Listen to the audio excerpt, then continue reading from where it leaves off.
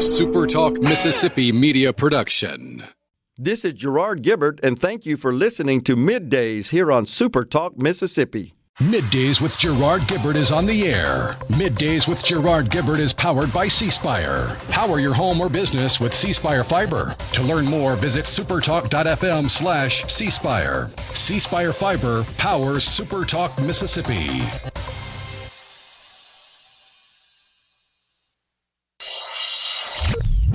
Get ready to go beyond the headlines and join a meaningful conversation with people from around the state.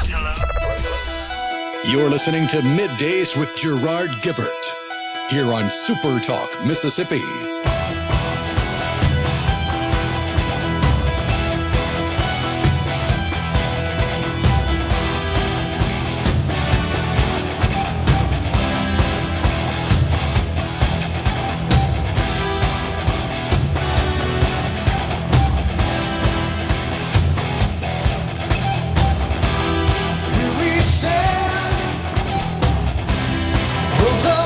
Good morning, everyone, and welcome to MidDays SuperTalk Mississippi.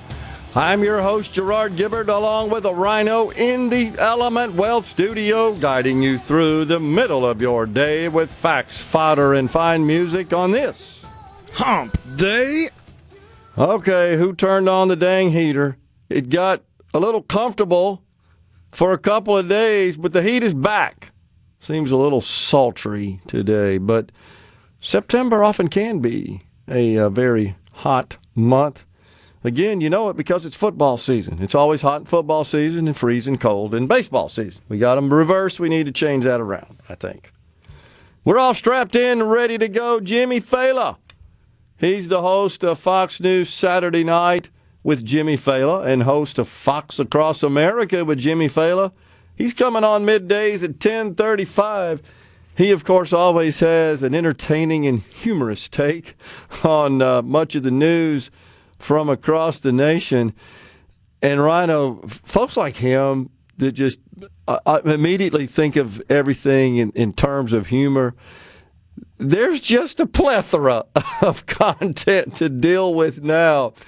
I'm going to ask him about Karen Bass. She, of course, the mayor of Los Angeles, California. What does she say? And look this up. You can't find anybody to wash your car. What in the wide world of sports is she talking about there? Well, she's trying to say that without immigrants, nobody wants to wash cars, I guess. Oh, I see. Oh, my gosh. What a joke. But I gotta get Jimmy. I laugh about thinking all the different directions he could go with on that one. Do they know that they just hand guys like him content, stuff like that? They don't. That would require being self-aware. I see. And as we have, that's a superpower in politics. That's exactly right. We've established that so few possess such acumen, shall we say. It's like there's an inverse ratio. The more a politician yearns for the spotlight and wants to be in front of cameras and behind microphones, the less self-aware they are. That's true. There does appear to be a correlation, as they say. Man, oh man. And then, of course, there's Cracker Barrel Gate, the continuing saga of that. Whew, I can't keep up with it. Such a sleepy, sort of consistent company that kind of made its living on its brand, on highlighting yesteryear. Man, they sure do change a lot of stuff up. Honestly, I can't keep up with it. Where are we now? We're changing some of the stores? No, we decided we're not changing. We heard you is what the CEO said. But you've seen this, though. They have changed some. They got like 600, right, in the country, I think, some large number. And they went ahead and started renovating, remodeling some, shifting the theme, the motif inside before the restaurant. Rebranding fiasco. Right, exactly. But it turns out they, tested this in 4 stores out of 600. And I don't know what the outcomes were. I bet they weren't positive, but they still proceeded. Well, that was the statement after the whole rebranding nonsense was, We've heard you. We're going back to the old logo. Uncle Herschel will be on the logo. And any stores that have already pre-planned renovations will continue, but we're not going to move any further. Okay. Now they've just come out and said, no, we're just not going to remodel anymore. Yeah, they tested the new design in 4 of 660 locations. You know, back in my day when I was studying statistics as a econ minor, I don't think that created what they call a statistically relevant sample. 4 of 660. Which tells me they were just bound and determined to move forward with their wokeness, come hell or high water. The Cracker Barrel CEO, of course, comes out and says, if I can get it to come up here, you've shared your voices in recent weeks. They're so serious about this, not just on our logo, but also on our restaurants. We're continuing to listen today. We are suspending our remodels. If your restaurant hasn't been remodeled, you don't need to worry. It won't be. Oh, my gosh. This has to be one of the biggest corporate blunders of all time. It ranks right up there with, what the hell was her name? His name, actually, Dylan Mulvaney or something, the transgender Bud Light promoter. It's right up there with that, isn't it? It certainly approaches it. Oblivious, where ideology trumps practicality, pragmatism, reality, even in this case, for both of those companies, profits. Bernie Sanders got to love that. No profit. He's got to be all over it. Speaking of profit, Oracle. Whoo! They blew it out. I told you. I've been talking about Oracle. Oracle Cloud Infrastructure. You know, I've told folks they've got a really strong offering in that world. Turns out the market thinks that. And I'm not talking about the investor market. I'm talking about the customer market. This would be large enterprises that they service with their OCI, Oracle Cloud Infrastructure. And their stock is up 39% today. Wow. Trading for about $43 a share. That's after they said they won several billion-dollar contracts. Billion. In the latest quarter. So, Rhino is a person who made their living partially from selling cloud services. We'd be high-fiving if we got a $1,500 a month contract. But you got to consider the size and the scale, right? You add all those up, I'll acknowledge we had a pretty good complement of those at the time we sold the business. And that, by the way, is worth more in the markets because it's recurring revenue. It doesn't matter what the industry is.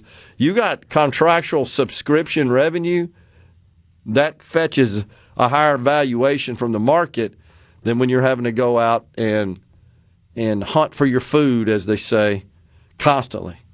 But when you get those contracts that are sticky and locked in, whoo, man, that floats their boat. So in this case, Oracle says they have $455 billion in outstanding contract revenue that they expect to collect for the latest quarter that ended August 31st. That's just mind-boggling. It's incredible. Astonishing quarter. The demand for Oracle Cloud Infrastructure continues to build, according to Chief Executive Safra Katz. That's what she told analysts and investors. And what's incredible, looking at the price chart on the stock here, Rhino, looking back, September 9th, September 10th, boop, straight up. It's incredible. Never seen anything like it. But, oh boy, Bernie Sanders and his ilk aren't going to be happy about this. Larry Ellison, founder of Oracle, he just became the richest person in America on this news, which, of course, boosted the stock price. I don't know what he continues to hold his position in the company as the founder.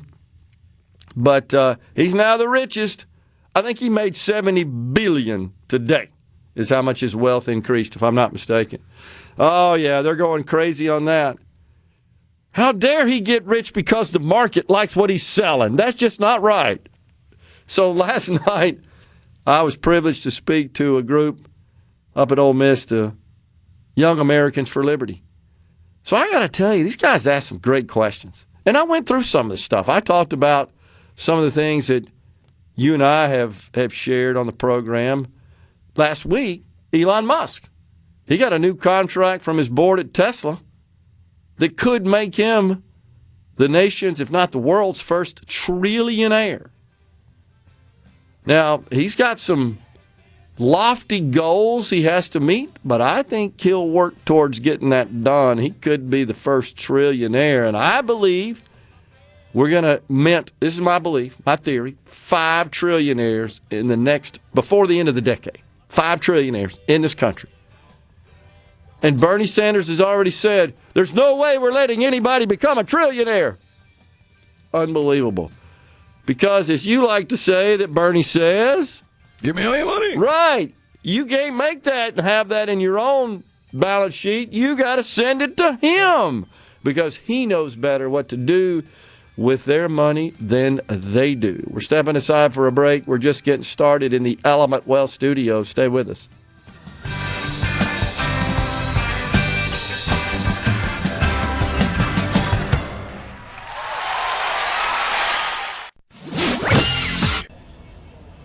This segment of Middays with Gerard Gibert is brought to you by Covington County Hospital in Collins, where your health matters. Gerard Gibert. He keeps his classified documents right where they belong. Inside a Journey record jacket from the 1980s. Gerard Gibert, SuperTalk, Mississippi.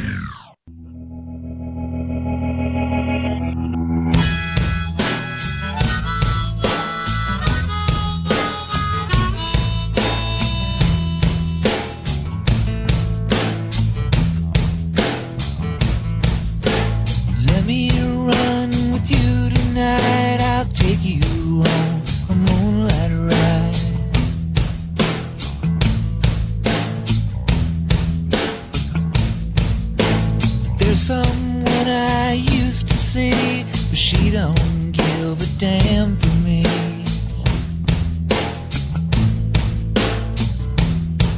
We're back with you in the Element Wealth studio. Jimmy Failla coming on in the next segment. Interesting. He'll have an interesting take, I should say, a humorously interesting take on the stuff going on in the country. But the one thing was Karen Bass, and I can't get my car washed. It's just incredible the lengths they will go to defend illegal immigration into this country and like normalize it, sanction it, condone it. Doesn't really matter. Even if it's criminals committing crime. Just incredible. You see old Don Lemon, he's been relegated. I've got to ask Jimmy about this too, from being a big star on CNN, right, to now he's running around the streets of American cities, interviewing folks, just chatting, recording that. He's like, has some presence, I guess, on the internet. Of course, anybody can do that these days. And one of these people that he approaches, he introduces himself, and the guy kind of looked and said, "Who?" Said Don Lemon, said, "Oh, yeah, you're a moron." They had a little bit more colorful language than that. That's absolutely true. I shan't repeat it here on the air. Can you believe that? You're a moron. Incredible. Oh, man. The problem is that you just made the point a minute ago. They're just oblivious to the fact that to the outside world, that is what they think about you. He thinks they believe he's just a big star and just a polymath, right? He knows everything about everything. Little does he know that now the average person thinks you're just a joke. That's why you got canned, by the way. And he was one of these people that was so quick to jump to conclusions anytime there was some sort of scuffle, incident, automatically, immediately. You know, it was a Trump supporter involved, and anything bad that happened is just demonstrating his deep disdain for Trump. Incredible. I just believe, just thinking through this situation with the National Guard being deployed by the president into Washington, D.C., proposing to do so, indicating interest in doing so in Chicago, Los Angeles, and even yesterday, calling out our fair capital city of Jackson. He says that it's a sanctuary city, essentially, in a crime debate. It was the White House press secretary. She noted Jackson as a Democrat-run city. She claimed Jackson acts as a, quote, de facto sanctuary city, despite Mississippi banning sanctuary cities. Doesn't matter. I don't know that illegals are necessarily a big problem in the city of Jackson. There's no doubt that crime is a huge problem. And there's no doubt that the city of Jackson has been run by Democrats from a long time, and ever since they took over, there's been a steady decline of Mississippi's capital city. There is a new sheriff in town, as they say, Senator John Horn. I do believe that he is working diligently to clean up the city and to address the crime problem. There's a litany of problems the city of Jackson has, of course, but you cannot have a thriving economy.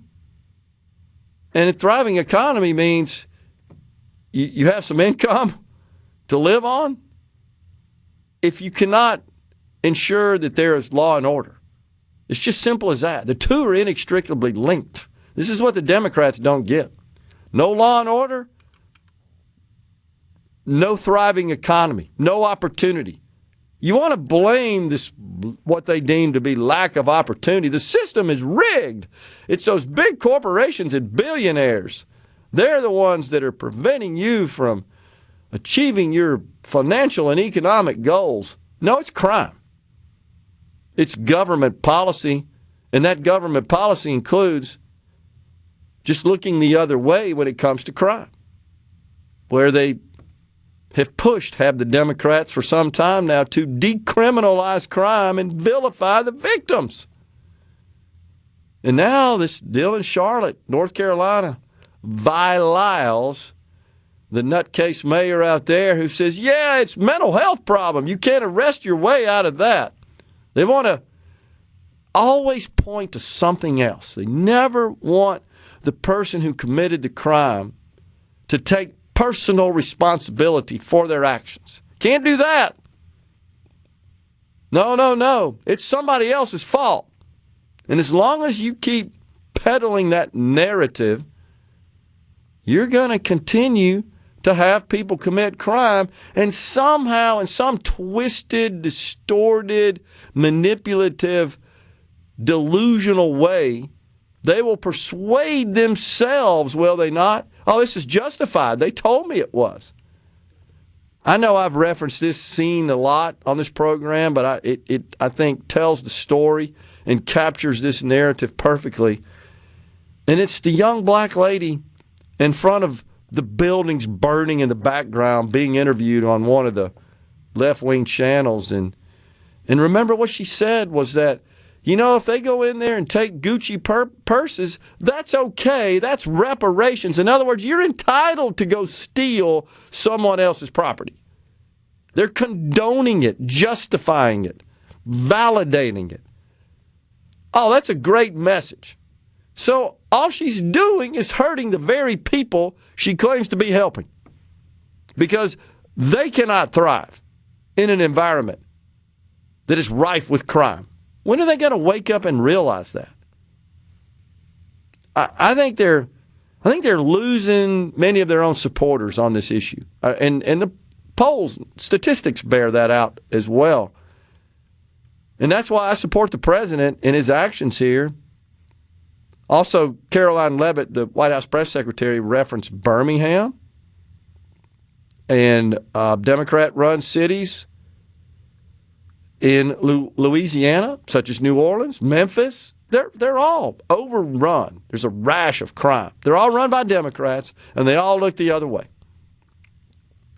When are we going to wake up and realize that you're just hurting the very people you claim to be in favor of, you claim to be working for. You're working against them with this nonsense.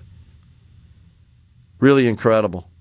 A judge has temporarily blocked the president from dismissing Lisa Cook, Fed Governor Lisa Cook, over allegations of mortgage fraud. The judge says that the claims are unproven and do not amount to the necessary, quote, cause, removal for cause, under U.S. law. Man, what sort of crack is this judge smoking? What am I missing here? It's pretty clear she committed mortgage fraud. I mean, she lied on her mortgage applications about her residences and so forth, which was primary, which was secondary. Yeah, I'm fairly certain if either of us had pulled that off, just one would not be looked at as, oh, that was a mistake, let alone completely. three. Completely true. But the spin they've put on it is, well, the first one must have been it was a mistake. And then the second one came out, and oh, well, maybe she messed up because she was confused by both of them. Now the third one comes out, it's like, no, this is not a mistake. This is obviously intentional. She, the Fed governor, alleges that Trump's move to oust her is part of a politically motivated pattern. I guess I said this a couple of weeks ago on the program. Like all the injunctions aren't politically motivated? Right. So, like the Democrats haven't spent the last, my entire adult life politicizing every little tiny thing. Pot, meat, kettle here, as they say. It's so hypocritical. But again, I say the respectful thing to do here would be to remove yourself. You're not qualified. You can't make it up, right? You're part of a body that sets interest rates that are directly tied to mortgage interest rates, and you engaged in mortgage fraud. You can't make it up, as the saying goes. You not only should be removed, but the other Fed governors should be calling for her ouster. And they won't. They fear retribution. Now, what if this were a white male? You think it'd be different? Possibly. I do. Honestly do. I think you'd have the other Fed governors, including Fed Chairman Jerome Powell, jumping all over it. We're stepping aside for a break. It's Jimmy Failla, host of Fox News Saturday Night with Jimmy Failla, and host Fox Across America with Jimmy Failla, coming up next.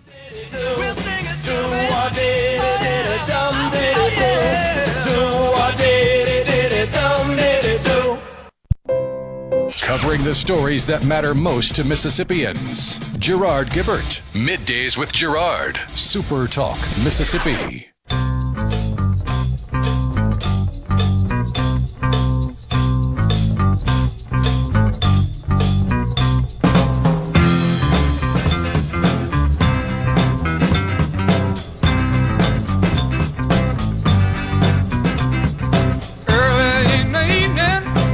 Welcome back, everyone. It's Middays from the Element Well studio. Thanks for joining us. It's our pleasure to welcome now the great Jimmy Failla, host of Fox News a Saturday Night with Jimmy Failla and host of Fox Across America with Jimmy Failla. Hey, Jimmy, good to see you, man. Gerard, good to get the band back together, man. Absolutely. So, Rhino and I were just talking about guys like you that make your living applying some humor to the political and news landscape. How do you sort through all the content, figure out what you're going to talk about? We were talking about, let me start with this Karen Bass, who's worried about getting her car washed out there in L.A. It's one of my favorite things in the world because Karen Bass is underqualified to be working at a car wash, to be clear. But I love this Democrat approach to this because she's basically saying only illegal immigrants run car washes. Right. Like, every time the Democrats try to touch this issue and sound like they care about Latinos, they actually say something kind of racist. Exactly. It's like if Trump closes the border, who's going to pick the grapes for my wine? I'm like, I don't know. There are American farmers out there. That's the Democrat approach. You're right to say, like, our show, it needs to be like an hour longer. I'm not asking to work harder, but there's not enough time to squeeze this all in. It's nuts. All right, what about the great former CNN journalist, the august, as Tucker Carlson used to call him, Don Lemon? And he goes out on the streets and he starts talking to people, and it's about 2 in when somebody calls him an effing moron. It's just unbelievable. What did he expect? Well, no, it was amazing to me, but the fact that, like, it was clear that guy had watched Don Lemon's show.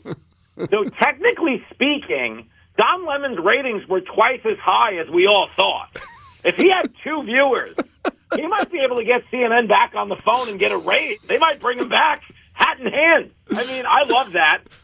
That's definitely on my TV show this weekend, by the way, if anybody's interested in seeing it, because there's this thing going on where I think a lot of, specifically people in the media, and CNN would be the best example, MSNBC would be right there with them, because they really don't talk to anybody who doesn't kind of blow smoke up their butt and tell them they're an amazing journalist. They go out into the streets like thinking this is going to go well. And that's my favorite part about it. Like, if you saw Don Lemon ask the woman about sending federal troops to the Bronx, she's like, I'd love that. Then Don Lemon was like kind of shocked. He's like, no. That is no, so you're not true. Supposed to. But that's the hook, is they're not talking to anybody but themselves. They're nuts, man. Yeah, that is so true. Just oblivious. Rhino was talking about that in the last segment. They're just oblivious to what the public views of them and their perspective and perception of them. And they've got this own sort of calculated view of themselves in their brain, which doesn't match reality. He, remember, of course, famously said that Nikki Haley was too old. As a woman, she was too old to be the president. Is he kidding? Yeah. Yet he's praising the octogenarian Joe Biden. Yeah. He's saying Nikki Haley, who was like in her 50s, is too old. Meanwhile, he's stumping for Biden, who was in his late hundreds. Okay? I've seen younger faces on money, but there he was. And by the way, anybody listening on Super Talk that thinks women over 50 are past their prime has never seen my search history. Good night, everybody. Well, the good people in Mississippi, I can assure you, do not believe that. You well know that. And honestly, most Democrats don't believe that. I don't know what value there was to that statement that Don Lemon thought it would produce, but ultimately it got him fired, is what happened over there at CNN. But it's still not doing well. Now, your shows are doing great. I so enjoy them, man. Your humorous perspective on things, it just makes you, I guess, appreciate that, we ought to just look in the mirror sometimes and laugh at ourselves. We take ourselves too seriously. And a lot of these serious comments come out, and I read them here, I recite them here on the air. Don, like I recited the CEO of Cracker Barrel's comments about the remodeling of the stores, and they attempt to sound so serious, and it's like, no, this really isn't serious. What's up with that? That's the biggest problem I think a lot of comics have, too, is, guys like Jimmy Kimmel and Stephen Colbert give these serious lectures, but, like, we're comedians. Like, people come to us to not take life seriously. We're supposed to be like that escape hatch, Right. And you know how, Gerard, I knew not to take myself seriously? 2 years ago, my identity got stolen, and my credit score went up 44 points. Okay? I was like, oh, I get it. I'm a mess. I'm supposed to be on the air sharing that. But Kimmel and Colbert didn't know that because they broke, like, the number one rule of comedy. It's like, comedy's not supposed to have a political party. Comedy is a party. Like, if you were throwing a party, you really wouldn't care who anybody voted for as long as they were cool, You're never going to tell a, good-looking group of women they couldn't come in because they didn't vote the right way. So but that's true. the thing these guys do, except they're not turning away good-looking women. They're inviting in women who have a bigger Adam's apple than I do. So true. So the president sends in the National Guard to Washington, D.C., and Mayor Muriel Bowers, who opposed this initially, you remember she's known for being one of the first to totally embrace the Black Lives Matter movement, went and painted the Black Lives Matter out on the street, this huge mural. And now she's doing a little bit of a mea culpa and saying, wait, it does appear that the crime situation is improved by the mere presence of these guys with camouflage on. What do you think? Amen. And that's the biggest problem they have in Chicago is that, if Trump goes into Chicago and cleans up the city, then they kind of have to acknowledge that it needed cleaning up, meaning they didn't do it. So to Muriel Bowser's credit, she said this was unnecessary and it was a federal overreach, but she quickly came to realize people wanted this to happen. So I at least give her credit for being wrong, but being willing to adapt to what the people wanted. But most of the party won't do that. This is the biggest problem we have right now. Every kid in this country grew up knowing we had to support the police. If you were a kid in this country, you played two games. You played cops and robbers and cowboys and Elizabeth Warren. Okay, you played those two games. But when you played cops and robbers, you knew the cops were the good guys and the robbers were the bad guys. The Democrats have taken this approach that maybe the cops are the problem. Now, nobody believes that in their right mind, but that's what they've tried to run with. That's why they want to oppose Trump on this issue, because people are realizing we obviously need the cops. You know that, I know that. It's crazy. All right, so what about the Karen at the Phillies-Marlins game? Little did she know she'd be world famous after that incident. How about that? It is amazing. If you look at that woman, right, the hair and the glasses, I'm pretty sure the last time we saw her, she was on TV changing the Cracker Barrel logo. Now, everyone keeps saying we can't find this woman. That Cracker Barrel headquarters, it's the same woman with the same glasses. And that's exactly who acts that way, Gerard. That's exactly right. Oh, my gosh. I just couldn't believe that she got in this father's face with the child right next to him. And you know this. When a baseball flies into the stands, it's anybody's ball game. Correct. But once it goes into a kid's mitt, it is settled law. That's right. It's over. That's right. Absolutely. The idea she didn't know that. Crazy. But she'd give her credit for one thing. She found the one Philadelphia Phillies fan who wasn't ready for a violent confrontation. Everybody else in Philly's ready to throw a beer on you and beat you up. She found the one guy who was like, I don't want a problem. That's exactly right. I mean, it is his young son next to him, just aghast at what's going on with this adult in his father's face like that. Unbelievable. She also favored Liz Warren a bit, too, didn't she, Jimmy? That's funny. Yes. Anytime you want to bash Liz Warren, it's fine by me. Unlike Liz, I have no reservations. Unbelievable. Is there a bigger fraud in politics than Liz Warren? Wasn't it great when Trump pointed out she's like 1/8,9,000th Indian or something like that? That was my favorite. He goes, they call her Pocahontas. She's a sick woman.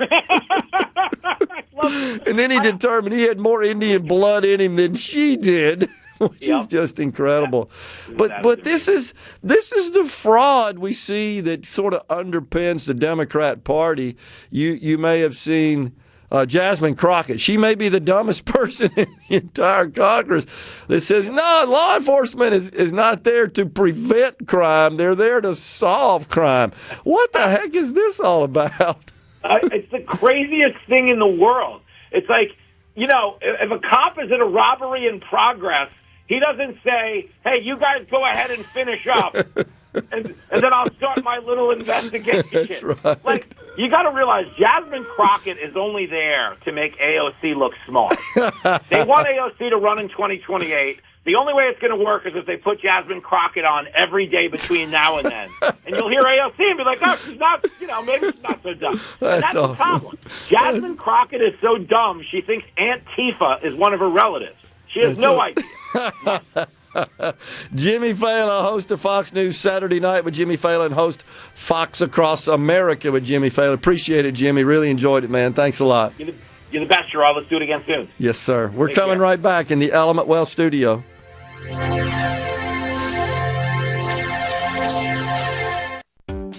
Days with Gerard. Good for America. Good for fans of justice and truth. Good for us. SuperTalk Mississippi. This is what we stand for. Now that the smoke's gone and the air is all clear,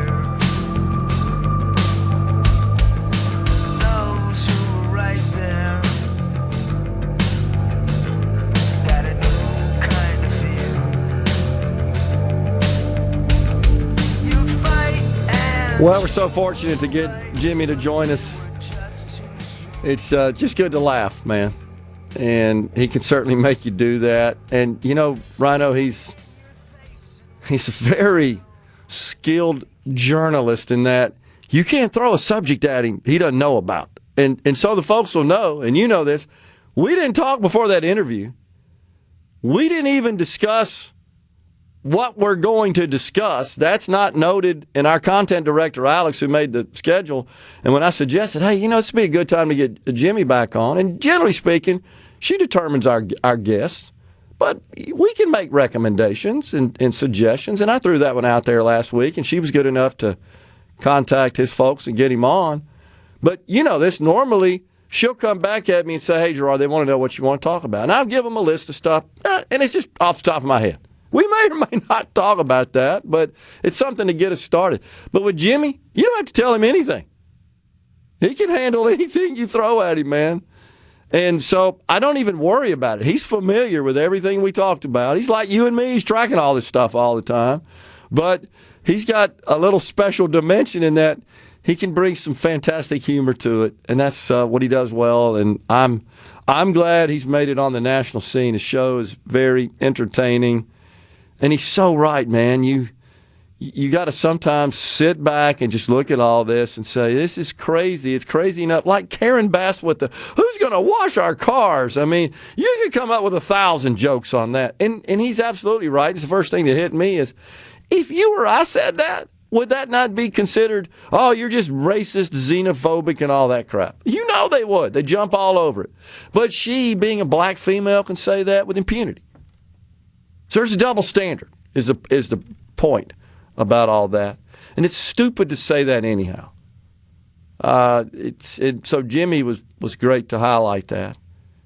But again, I always find humor in the fact that so many of these people, they take themselves way too seriously, and they turn things like that, which really isn't serious. That's not a reason to guard against illegal immigration, and they talk about that, but never will they mention what happened in Charlotte, North Carolina, and numerous other examples of illegals in this country committing heinous crime.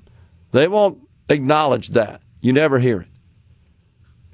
So now there's an editor at the Chicago Tribune. I'm trying to read this article, and I can't because it's behind a paywall in the Tribune, and I hadn't gone through the process of trying to figure out how to unlock it at this point. Barbara Ransby. And the title of the article is, Our Mayor is Standing on the Right Side of History. Oh, it's another example where you're trying to sugarcoat a serious problem. Chicago should stand with him, she says. Your city is on fire. Has been for a long time.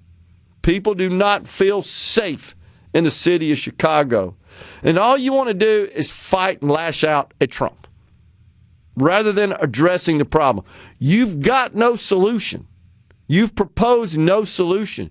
In fact, as recent as this weekend, they're saying, there's no problem here, right? Isn't that what the mayor said? Mm-hmm. There's no crime crisis in Chicago, and you looked it up, like 20 shootings over the weekend, which is an average, actually below the average, I think you told us yesterday. So just fix your problem, and you got no worries. This is necessary because you failed, and you won't acknowledge failure. The best thing they could do is to perhaps try to reach out to the president and establish a relationship. Hey, look, it's overwhelming our police department. We have a problem here. What can the federal government do to help us here? We're serious about cleaning up the city of Chicago. We want to make it a safe city for our citizens and our visitors. That would be the appropriate thing to do, but they couldn't bear such, could they?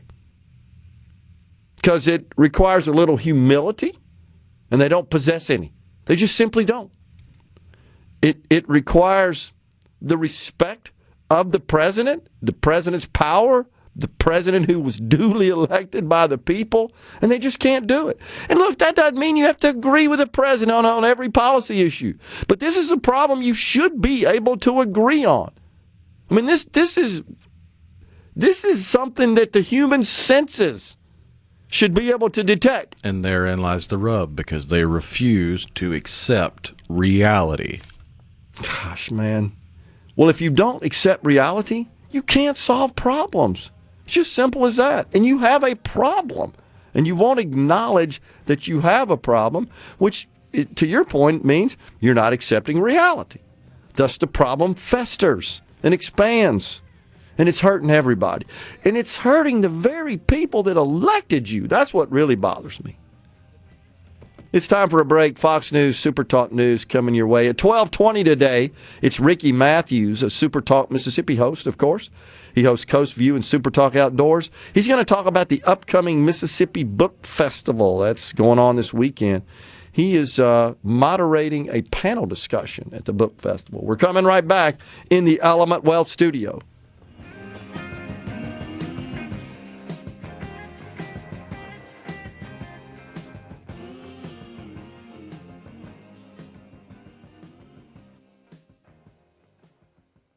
Your home. Middays with Gerard Gibert is brought to you by the Mississippi Business Journal. Visit msbusinessjournal.com. Scott Coopwood, publisher and president. And now, another hour of the talk that keeps Mississippi talking.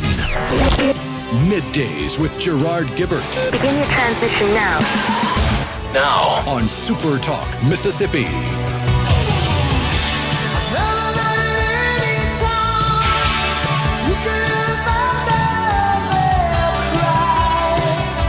Welcome back, everyone. It's Middays. We are live in the Element Wealth studio on this Hump Day. C Spire text line 601-879-4395. Join the conversation. So, was a little shocked.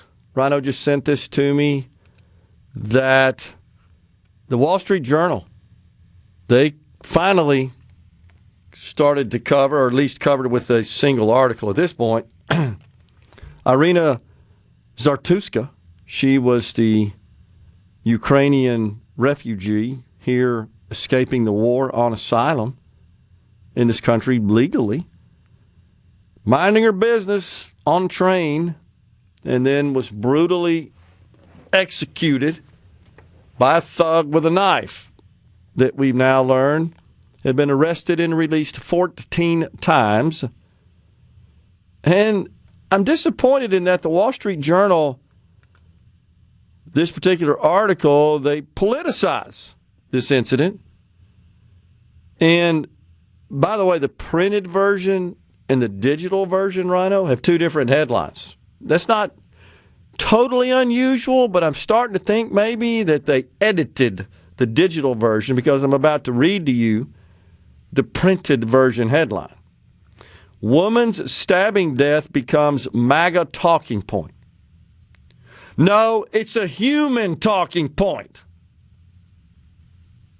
Disappointed in the Wall Street Journal, who certainly does not lean to the left. Now, you know, you have to be careful. We have to look at the author here. This is Jack Morfitt, the author of this particular piece. And it does say there, I'm looking at the digital version, Rhino, appeared in the September 9th print edition as women's stabbing death becomes MAGA talking point, in the teeny tiny italics at the end of the article. Because when you first said it, I went and looked at it, and you can't find that article by that title online. But of course, I read the first few words in the article, said, yes, same article. They just changed the title in the digital version. In the digital version of the Wall Street Journal, after fatal stabbing of Ukrainian refugee, Trump says U.S. must confront crime problem. Well, duh. Yeah, the president gets that because he acknowledges that we have a crime problem. And the prior administration did not, and Democrats to this day do not. Now, to the extent they do acknowledge there's a crime problem, they blame it on us. They blame it on capitalism. They blame it on billionaires. They blame it on the cost of housing, which they attribute to Donald Trump. Jasmine Crockett says 80% of violent crime is caused by white supremacy. There you go. All of that's in play. Racializing and politicizing everything. So you just sent me this video. It's a very short one of a Black Lives Matter operative. No, that's the clip from the Black Lives Matter official Instagram. Oh, okay. Here we go. A right to violence. All oppressed people have a right to violence. And I want to tell you something. It's like the right to pee. You got to have the right place. You got to have the right time. You got to have the appropriate situation. And I'm absolutely convinced that this is it. A right to violence. You don't deserve to be in this damn country. Unbelievable. Well, no wonder Joe Biden could never get the opening statement of the Declaration of Independence correct. Because I'm pretty sure in that opening statement, it doesn't say you have the right to violence. Life, liberty, life meaning free from violence and the pursuit of happiness. And that the government's chief responsibility is to protect those rights as enumerated in our founding document. Things change a lot in a hurry. And no one is more open to and embraces change than me. But there's some things that are permanent that don't require changing. That document's one of them. It still applies today. Everything in it does. It launched the greatest nation ever created on the earth. When G.K. Chesterton, an English philosopher and author, came to this country in 1921, first time. You guys can look him up. Several famous quotes that are studied, analyzed, utilized in others' creation of their philosophy. But what he said was, America's unique. It's the only country on the planet that was created via a creed. And that creed is that our rights come from our Creator, not from government. Government exists to protect those rights, not to confer them to you. The left in this country doesn't believe that fundamentally. Goofy Tim Kaine, U.S. Senator, said it the other day. Oh, no, your beliefs are more consistent with the leadership of Iran, who gets on to all this Muslim doctrine and crap. No, you're wrong about that. Not only that, they don't believe in life, liberty, or the pursuit of happiness as the fundamental rights that we all have. They don't believe in that. They don't treat people that way. Their actions bear out that they don't believe with that. This person here, this official BLM thing. In fairness, that's from a movie, but they posted it as their official Instagram account. I see that now. And it's just unbelievable. I can't comprehend it, honestly. That you should take action into your own hands. And so, of course, what happens is there are idiots out there that see this, and they feel somewhat vindicated in their actions or thinking about doing stupid stuff like this, harmful things like this, and they act. Well, they said it's okay. It's wrong, man. It's so wrong. It's sad that that's going on in this country. It truly is. Gosh, can you imagine if Kamala Harris had been sitting in the White House? What this would look like today? It'd be incredible. You know what you and I'd be talking about? The swaths of people coming across the border again. That's what we'd be talking about. Because it'd be on the television every day. I mean, day after day, I'd come in here, and I got it on the business channel, and it's there's another caravan headed this way, and there would be thousands as far as the eye can see. And you'd have overhead footage of drone footage and so forth, capturing these people braving through the river with children. Unbelievable. I'll take it a step further. If Elon hadn't bought Twitter, we would likely have never known about what happened in Charlotte. It's a good point. That is a good point. Because that's where it started, wasn't it? Because if the powers that be still had the throttle control of Twitter, the people posting the video originally would have been banned for posting violent imagery. There's no doubt about it. Actually, it's a good point that I hadn't forgot about. Which, too, of course, is consistent with their warped ideology that, oh, no, wrong race, right? Wrong demographics. Can't do that. So when are we going to return? Of course, you pointed it out yesterday. You have before that, oh, no, being colorblind is to be racist. Oh, yeah. You can't be colorblind. It's not enough. And I want to be clear. If this were a white person that had committed this crime, we'd be all over their butts too.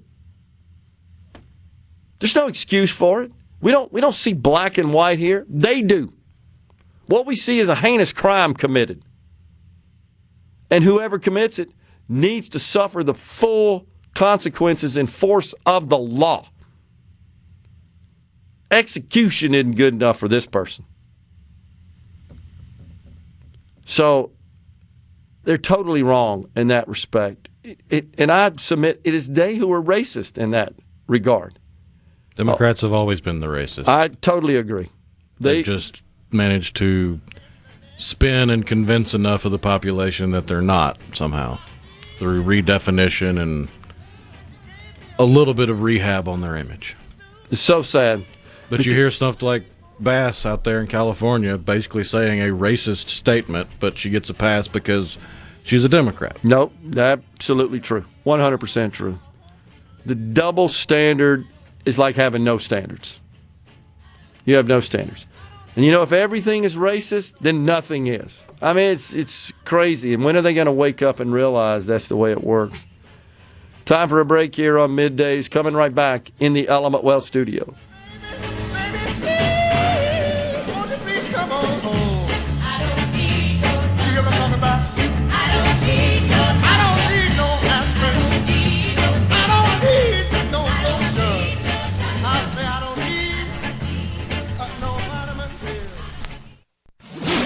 The talk that keeps Mississippi talking. We're rolling. Hit it. Go. Play it. Middays with Gerard Gibert on SuperTalk Mississippi.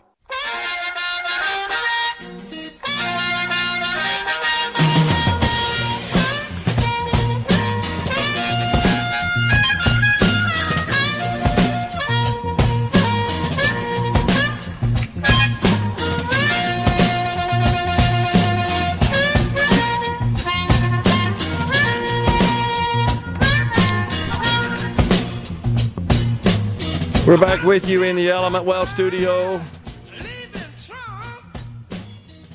So we didn't talk about the big Powerball jackpot, $1.7 billion. There were two winners, one in Missouri, one in Texas. Some big prizes paid here in Mississippi as well. Had some big winners because you can go down the ticket, if you will, and down the stack, and there are additional winners. You don't win the big jackpot, but there are other prizes paid as well. Yeah, like if you're one number off, you get the prize of $50,000, or if you got the double up, you get $100,000. Yeah, and we had some. But the other thing that I wanted to pass on is that we had the biggest sales week in history for the Mississippi Lottery Corporation. Last week, the week extends from Sunday at 12:01 a.m. all the way through midnight, 12 p.m. on Saturday. That is how a week is measured. And we had the biggest sales week ever during that period. Over $17 million in gross revenue, sales of tickets. Averages about 8.2, 8.3. But just so wanted to pass that on. It's big time. That's what happens when you get the jackpots on up there. Everybody wants to have a chance at least, and a lot of people who don't play on a regular basis, they'll buy a ticket when those jackpots get on up there. So just looking through the list here, we had a $100,000 winner bought the ticket in Brandon, a $100,000 winner bought one in Byram, $50,000 winner purchased a ticket at the Walmart in Oxford. $50,000 winner purchased a ticket at the Midway Food Mart in Moss Point. And a $50,000 winner purchased a ticket at the Circle K in Ocean Springs. So there you go. Some winners across the great state of Mississippi. Now, the Powerball, after the big jackpot was won, resets to $20 million. And we'll see what happens. Will it continue to climb like it did the last time? That was the biggest in history, $1.787 billion. Man, I'm not sure if in the States... I thought we had one that hit 2. Not on the... I didn't think it was on the Powerball. Yeah, I could be wrong. I thought that was the Mega Millions, and that's why I said this was the biggest in Powerball history. You may be right, though. I may have it mixed up. Take a look at it. Yeah, Powerball hit $2.04 billion in 2022. Okay. So was this number 2? Yes. Yeah, I thought for some reason the $2 billion was a Mega Millions, but thanks for correcting me on that. So it's as my dad used to say, yeah, I just like to have everything between the 1.7 and the 2. That was always his response to anyone who shared numbers. Well, somewhere between this, and my dad said, yeah, I'd like to have everything between it. And that's the case here. So the Mega Millions jackpot, as of a couple of days ago, it hit $358 million. Of course, the Powerball, as we just indicated, is reset.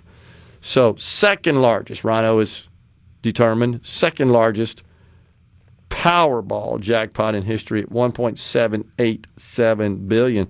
But this was our biggest, in Mississippi Lottery Corporation terms, our biggest week of sales. It's $17.8 million of tickets sold. That's more than double the average in a week as a result of the big old jackpots. So good stuff going on there. You know, the first time I did, true story, when the lottery board was formed and commissioned, and before we had an employee, before we had anything, we were building this thing out from scratch, right? And so the board asked that I serve as the spokesperson on behalf of the board. It's all we had, was 5 board members. Because people wanted to know, you know, what this was all about, and wanted to be updated on the progress, wanted to understand all the rules and regulations and nuances of the Alice G. Clark lottery law. So the first public interview I ever did, or presentation in this case it was an interview, I've done presentations as well, was on another radio show in the afternoon on another network. I was a guest, and I was sitting there in the studio with the host, and this particular show allows call-ins. And the first person that called in, true story, first question I ever answered in a public setting about the lottery, this local program, was from a person who wanted to know if we were going to be checking the financial condition of a player before they purchased a ticket. Like what the balance in their bank account was, that they'd made sure that their bills were current, nothing was delinquent, that their children were fed and clothed and all that kind of stuff. Literally wanted to know if we were going to be checking all that before we would sell them a ticket. And the host looked at me, he was aghast, you know, that this is the very first question I got. And, you know, while I understand the concern, I just said, you know, as you can imagine, that no, obviously we're not going to be doing that. The law doesn't provide such authority and power to us. I don't even understand the concern. I agree. And I said, you know, I wouldn't support that, and I wouldn't be on this board if that were embedded in the law and we had to create such systems to do that I don't think it's government's responsibility to ensure that you don't make stupid financial decisions. That would be stupid. If you're delinquent on your mortgage, your bills, your children aren't properly fed. I mean, you got other financial problems. I'm not saying this doesn't happen. It probably does. I don't have any evidence of it. I'm just speculating. But it's not government's job to make sure that you're properly running your household. Because you know what? If you're in that situation, there's a lot of other stuff you could spend your money on besides lottery tickets that should be down the list of priorities as well if you're experiencing those kinds of financial conditions in your household budget.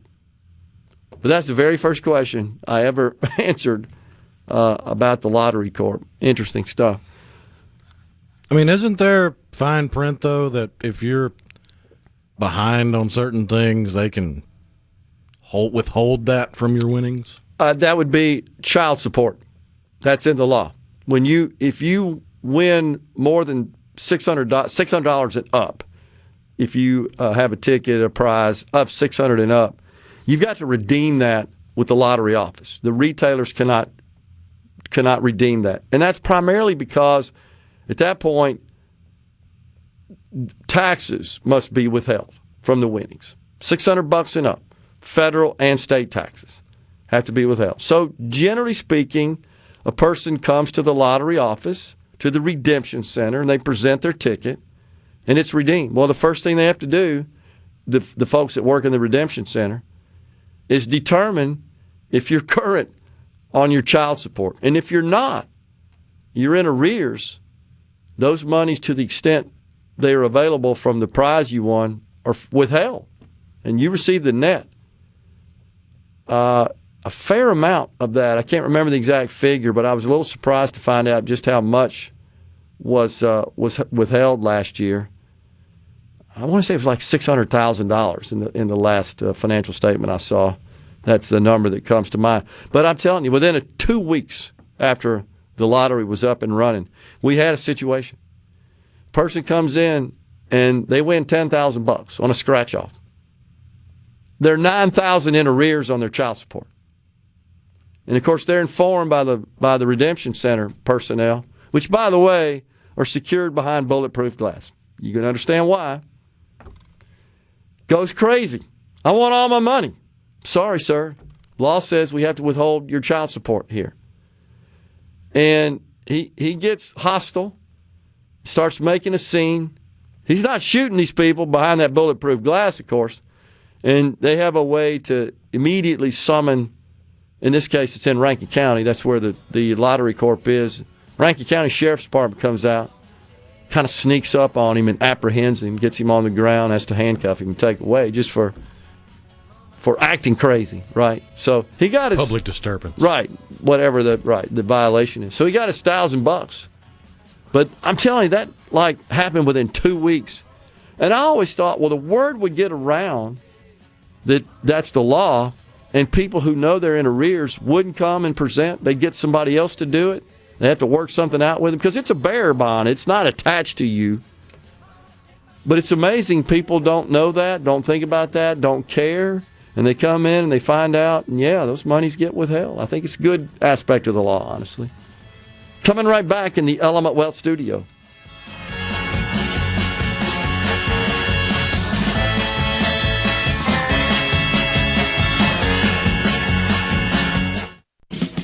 Okay, is everybody ready? I'm ready. Ready here. Middays with Gerard Gibert on SuperTalk Mississippi.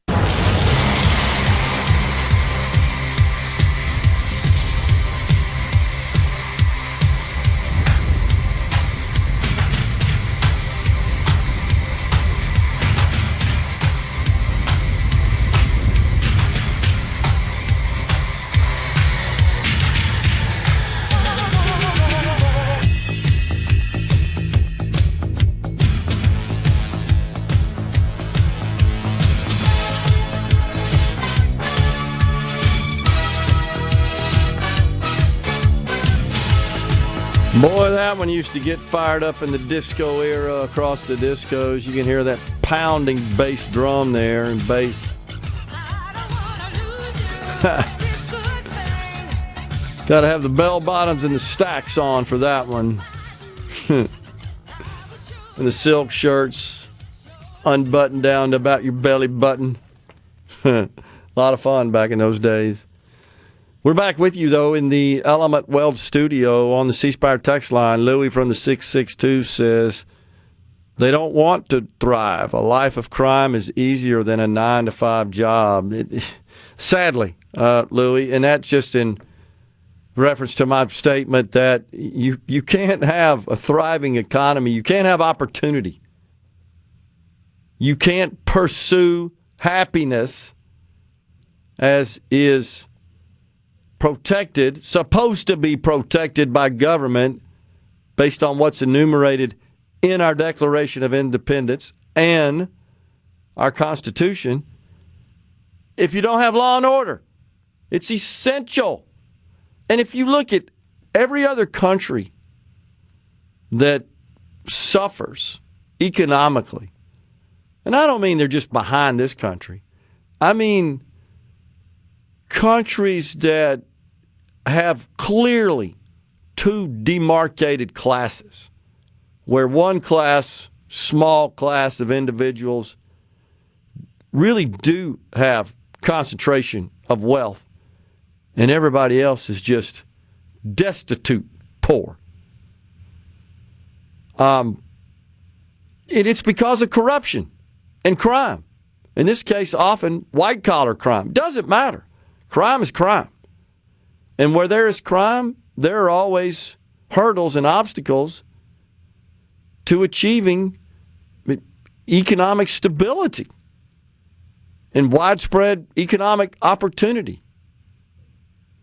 And those on the left who are constantly griping about billionaires and corporations that are suppressing opportunity are just dead wrong.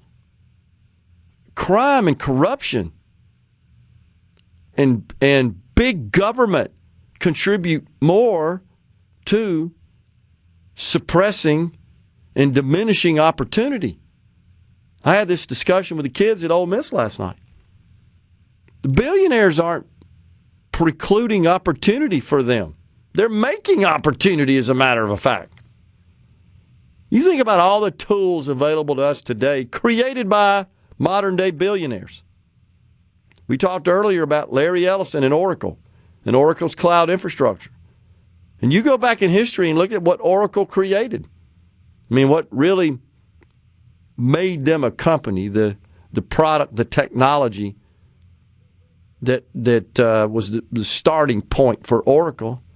And it's enterprise-class, industrial-strength, relational database technology using a language to access that data, a model called structured query language, SQL for short, SQL. And there are different flavors of it. But that's really what put Oracle on the map, because large enterprises began to adopt that as a standard for storing their business data, mainly transaction data. Fast forward to today, as you know, you guys know this, a lot of your content is rich in nature, meaning it's video, it's images, it's documents, it's links to other such rich content. And so companies like MongoDB and Oracle as well, and there are others, they've all created a whole new set of tools that are called NoSQL database engines. And they use certain technology. JSON is one of them. It's kind of the standard for data exchange and web and mobile application. All this kind of stuff. I know I'm going through some of the technical weeds here. This all happens without you needing to know anything about it. You're just using those tools without even knowing that they're being used when you're using the apps and the applications on your full-size computer. But it just facilitates a rather seamless transfer between the client and the server, the client being the device you're using, the server being what's back in the cloud, if you will, that you can't see. It's obfuscated from your view. Don't need to know anything about it. You just know that when you tap here and there and the other and you're moving stuff around and conducting operations, all that just happens kind of magically. But behind the scenes is a bunch of this technology. I'm only making this point because this launched a whole new series of opportunity. It's there for the taking. But it requires delayed gratification, which is racist. So true. And so Louis is somewhat right in what he says, that no, rather than trying to learn how to do that and take advantage of those opportunities that are available to all of us, you can go get access to these tools right now. Many of them are free and create all kinds of neat stuff that makes lots of money. That's just one tiny example, honestly. But I think Louis right. No, they'd rather just sit around and sulk and blame everybody else because the leaders on that side of the aisle are telling them that is the way it is. And they accept it. They almost use it as like validation. Unbelievable. And by the way, companies like MongoDB that use these JavaScript type languages for querying, you know where they're stored? AWS, Google, Oracle, Microsoft Azure, which is just more opportunity. I know this requires second-order thinking, and I know I get passionate about this because it's such a beautiful thing, and it so perfectly demonstrates the power of human innovation when humans are permitted to innovate. And the only dang thing that can interfere with that is government. And these fools like Bernie Sanders and his ilk and Zoran Mondami, they want to control all this stuff. They want to have a piece of it. They think they are better suited in managing these affairs and these systems and these creations. They're, of course, dead wrong. They're the only thing that could interfere. Unbelievable. So on the C Spire text line, the judge was her sorority sister. Oh, is that true? Yeah, I think that is with respect to the Fed governor. That's what he's talking about. I do think I saw something about that. The judge who's blocking Trump from terminating her. I think they are members of the same sorority. You know what? If that... Which that wouldn't really be a big deal unless they were like the same sorority class, but the sorority organization felt the need to put out a statement on it as well. They did. Which would make you think that the judge should have recused herself, but then again, the left has no shame. Unbelievable. On the C Spire text line, what's the difference between that black lady and the purses and the white people who don't want the racist history in this country to be taught in school? Isn't it history? Name one person that ever said that. Well, you're going to get me fired up now. I've shared this before. I sat in the gallery in the House for what I think may have been the longest period of time of debate on a bill. And it was the very simple legislation. You remember that, Rhino, a couple of years ago? Very simple legislation that passed that I think had like one sentence in it. Basically, it says you can't teach that one race is superior to the other in the state of Mississippi. This was all because of the proliferation of CRT and CRT ideology that had just swept through the educational community in this country at all levels of education, K through 12, college as well. And basically, CRT, in a nutshell, it's an academic theory from the 80s. And it basically said that, yeah, race is not a product of personal bias, but rather it is embedded in our culture, in our systems of justice, our economic systems, that it's systemic in nature, structural in nature. It's not really something that a person feels or harbors on their own. In other words, you can't just be a racist on your own accord because of your thoughts and views. Rather, systems have created racism. This person's wrong. I sat in the gallery, and I remember Democrats in the House in Mississippi going to the podium expressing their opposition to this legislation, saying the same dang thing. Remember, one of them said that the school kids wouldn't know who. I think I wrote you about that when I was sitting in the gallery. Said they wouldn't know who Jackie Robinson is. Who the heck said not to teach about Jackie Robinson? Nobody. Who's opposed to teaching and exposing the sins of our past? Nobody. What I'm opposed to is dwelling on it for 200 years and infusing it into everything. Coming right back.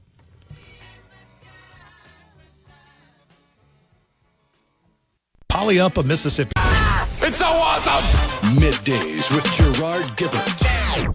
Come on, let's get on with the show! On SuperTalk Mississippi.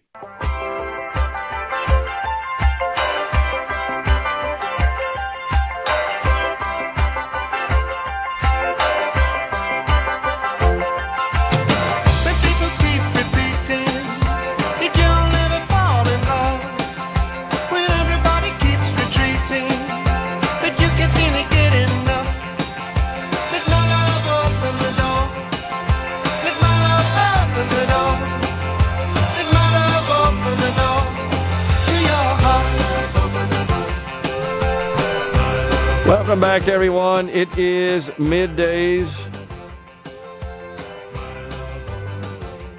So, critical race theory promotes this belief that the country is just fundamentally racist, that racism is not a function of biological bias, but rather something that is created by white people, is what it holds, in our systems that are designed to oppress black people. And it's just not true.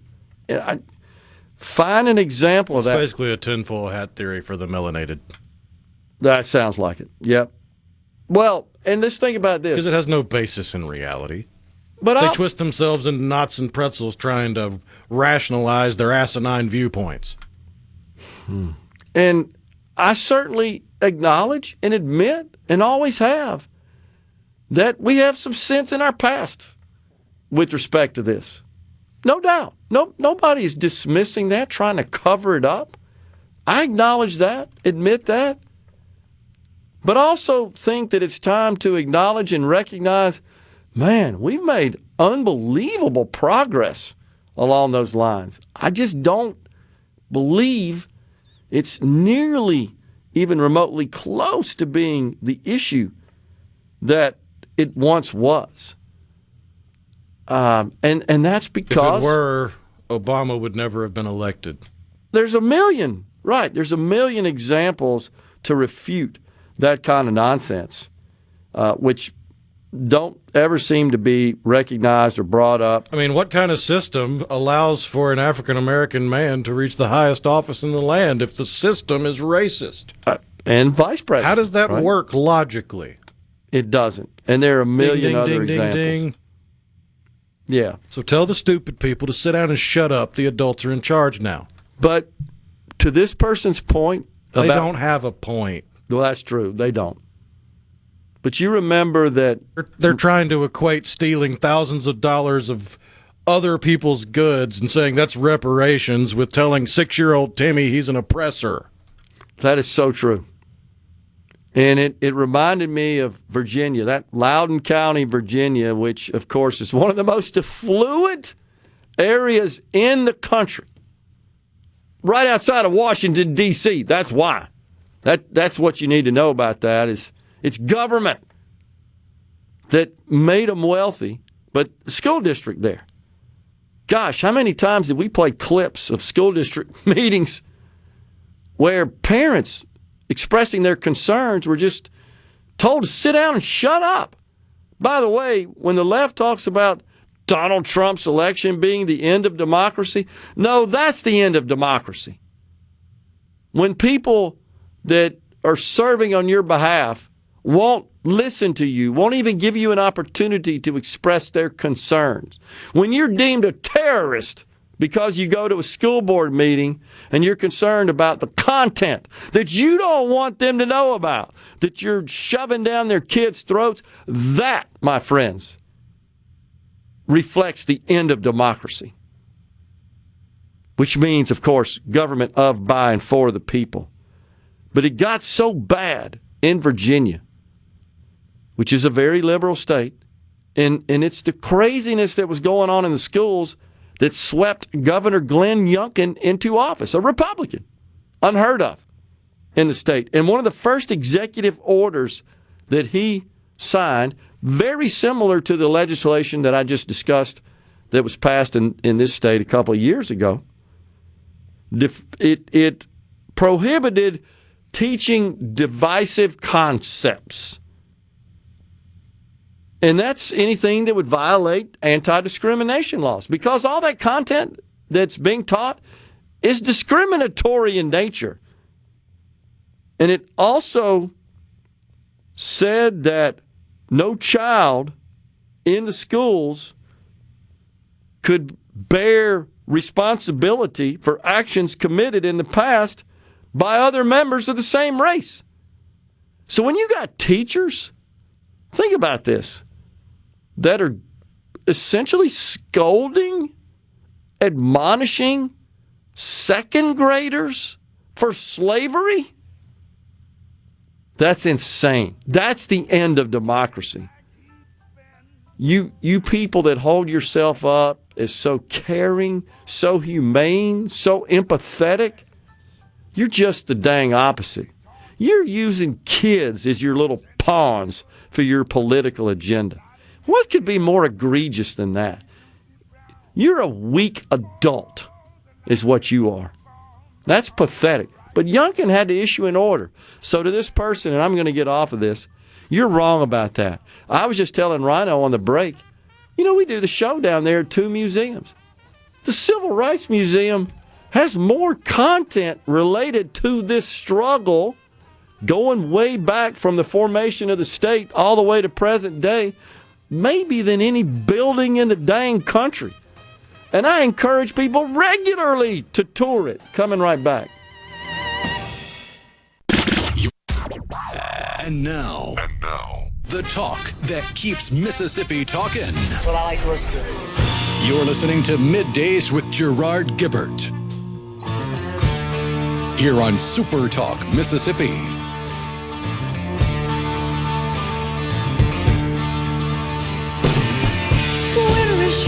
Welcome back, everyone. It's hour 3, the afternoon portion of Middays, coming at you live from the Element Wealth studio on this Hump Day. So I just want to sort of close that out. This idea that those of us who oppose all this racial ideology being used to indoctrinate school children, but also support this nonsense that we don't want our children to understand and be taught real, actual history, is long in the tooth. It's a lie. It needs to end. It's worthless to even make such a statement. Keep trying to convince yourself of that craziness. Good luck getting that through the thick skulls of the melange of midwits and malcontents on the left. They're just flat out wrong, man. But if their lips are moving, they usually are.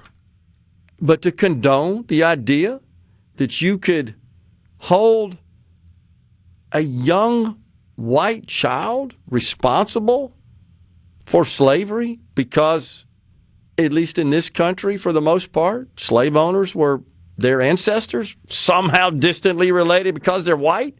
And you've pointed out a million times, why don't you say anything about the slavery that is alive and well back in Africa? Black on black slaves, right? Still being sold by the thousands to the Middle East every single day. Unbelievable. Crickets on that. Yet they want to dwell on something that happened 150 years ago. Do we need to acknowledge it? Absolutely. Recognize it? Sure. Make sure that it's taught in our history? Yes. Denounce it? Absolutely. We have this great museum I just talked about, the Civil Rights Museum. My gosh, it's so well done. We're fortunate to have there all of that history preserved, presented in that facility. I've personally toured it, and every time, I've done it 4 or 5 times, and every time, you come away with mixed feelings. You're pleased to see that the history's being preserved, and then you feel bad that this even happened in humanity. But then I immediately think, but man, here I am back in reality in 2025. We're way, way, way, way, way past that. Not even remotely close to that. We should celebrate that. Did not the founders say you're going to be constantly seeking a more perfect union? Isn't that what they were talking about? We learn from mistakes. We fix those. We move forward. And this is why so often these people that are saying you're just oppressed and you have no chance and everything is just stacked against you, because you're dwelling on what happened 150 years ago. Get busy and take advantage of what's available to you. The world is your oyster, as they say. Did it take Bill Gates 150 years to make Microsoft? No. Did it take Zuckerberg 150 years to make Facebook? No. Did it take Henry Ford 150 years to make Ford? Negative. I know. And by the way, do people care about your race in that respect? Hell no. They don't. And I'm telling you, sure as I'm sitting here, in the next 5 years, the first $1 billion annual sales company that has one employee is gonna spin up. I'm convinced of that. I don't know what it is. I really don't. It doesn't matter. It's a theory, and it's just based on everything that's going on around us. This is good. This is a good thing. This is a good thing. This just illustrates the diversity of our economy and opportunity only in this country, which is why we got to work our rears off to protect that system. And when I see these fools like Zoran Mondami in New York getting all this support and attention, who are going in the opposite direction and wanting to implement systems which have failed abjectly, empirically, there's no question about it. And the trained seals eat it up, man. It's disgusting. I just want to get in front of them and say, no, you got it all wrong. I know I'm nobody in their world, but, geez, we have so much opportunity and so much to be grateful and blessed for. Get out there and take advantage of it, man. It's there for your taking, only in this country. But we got to have the rule of law. You can't thrive, you can't produce, you can't innovate without the rule of law. The president knows that. The Democrats come down on that issue differently, and it's all, as you say, for political gain and power. 100%. Let's talk a little bit about some of the economic stuff going on. Producer Price Index, Blake in the Delta writes, was negative 0.1%. Actually, it was down by 0.1% relative to last month, just to clarify. Forecasted to go up by 0.3%. Do you have any thoughts on what this means for markets and what this is telling us? This is telling us that, at least at the wholesale level, inflation is certainly remaining in check. I think that's because the economy is struggling a bit, slowing down a bit. Now, there are different schools of thought for sure on that. But I would say this, Blake, we got to see the CPI tomorrow. That comes out at 7:30 our time. This is going to tell us, of course, about retail inflation, not wholesale. And I think the markets today are selling off to a great extent because, and you've heard me say this many times before, Rhino, if we're starting to experience deflation, that's not good. I know everybody wants to see prices come down, but just keep this in mind, guys. When you see stuff coming down, I don't mean volatile commodities, fuel and food, for example, but other stuff, that means the economy is slowing down, is faltering a bit, and that's not good. So the market's trying to process, okay, we got this PPI, and that bodes well for the Fed cutting rates. In fact, the president, as you can imagine, already made some very strong comments about that today. He said that, we don't see anything in the report, and it's time to cut interest rates, which is on tap for next week. And I think that his case for that is being made with his PPI, and then we'll get CPI tomorrow. But if that would be to prop the economy up, when you start seeing a situation where, man, we got to cut rates, thinking through the Fed's point of view, because the economy is really slowing down a lot, that's a problem. We don't want that to happen. So the markets are saying, well, on the one hand, I'm happy because maybe this gives the cover for the Fed to reduce rates. On the other hand, gee, does this mean the economy? Is this an indicator that the economy is slowing down, in which case corporate profits will decline? And, of course, that's not good for a market. So all that's kind of playing out, if you will, at the same time. We'll see certainly where all that goes. But good question, Blake. Appreciate that. CC in Senatobia says, you're a racist for not knowing you're a racist. Some truth to that. John from Crystal Springs says, I will probably never go to those museums. I love museums, but after the mayor and Benny Thompson refused to go attend with President Trump, I will never go because of their attitude. Well, I hear you, John, but you should direct your discontent there, your displeasure at the mayor and Representative Thompson. The museums are a different animal, and I would encourage you to go. I really would. I think it's instructive. It's something you obviously can learn a lot from, very educational, and just really professionally done, well laid out, well curated. Hey, Gerard, hope you haven't already talked about this and I just missed it, but what about the property tax increase we're going to see in Mississippi in the near future when they reevaluate property values? Any idea in general how much our taxes will go up? Yeah, we actually have addressed that quite a bit. It is a concern. And, of course, this is not a result of any action on the part of elected officials at the county, school board, or city levels. They only control the actual rate of taxation for property taxes, called the millage. This is something that is, according to our law, requires our tax assessors at the county levels to reassess property, the value of property for tax purposes before the millage is applied to compute their taxes. I can't tell you exactly how much it's going to go up because it's very subjective. It's whatever change, if any, would be made to the property you own. So it's not like they're raising the rates and I could say, yeah, the rates are going up X percent. This is your property values may increase because, in general, the value of real estate has increased since the last time property was assessed on the books and used to compute ad valorem taxes. What some cities, actually school districts, and I don't know that any school districts have, I guess it's mainly counties and cities at this point, have done is reduce the millage to offset the increase in property values, essentially keeping your tax burden relatively level. We're coming right back with Ricky Mathews. He's a host here at SuperTalk Mississippi of CoastVue and SuperTalk Outdoors. Going to talk about the Mississippi Book Festival. Check it out. Let's do this. The talk that keeps Mississippi talking. Middays with Gerard Gibert. Let's get on with it. On SuperTalk Mississippi.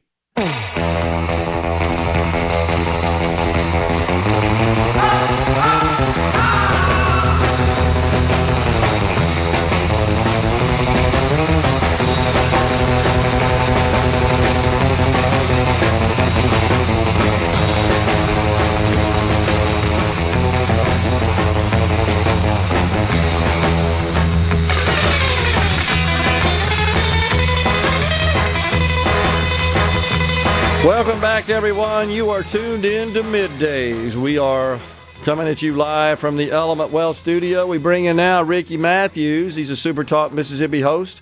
He hosts CoastVue and SuperTalk Outdoors here on SuperTalk Mississippi. What's going on there, Ricky? How you doing, my friend? It's been a while. It's good to see you. It has. Good to see you as well. I think last time we were together, we were playing the drums and having a good time doing that, man. What a great event that was. It was, and you've continued to play since then, haven't you? Yeah, man. Trying to keep up with all that music. They've added some new tunes. Has the house band to the set. We're going to be playing at Lance Varner, Representative Lance Varner, a member of the band.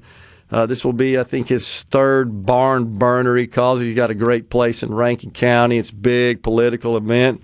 We'll be up there on the stage entertaining the attendees. Looking forward to that. But, man, that was a lot of fun. We are blessed with a lot of good people in the state of Mississippi, such as Mayor Billy Hughes, Mayor Fofo Gillage. They put on that great event for charity and invite amateur musicians like you and me to take the stage with some pretty dang good musicians as well, I might add. And that was a lot of fun.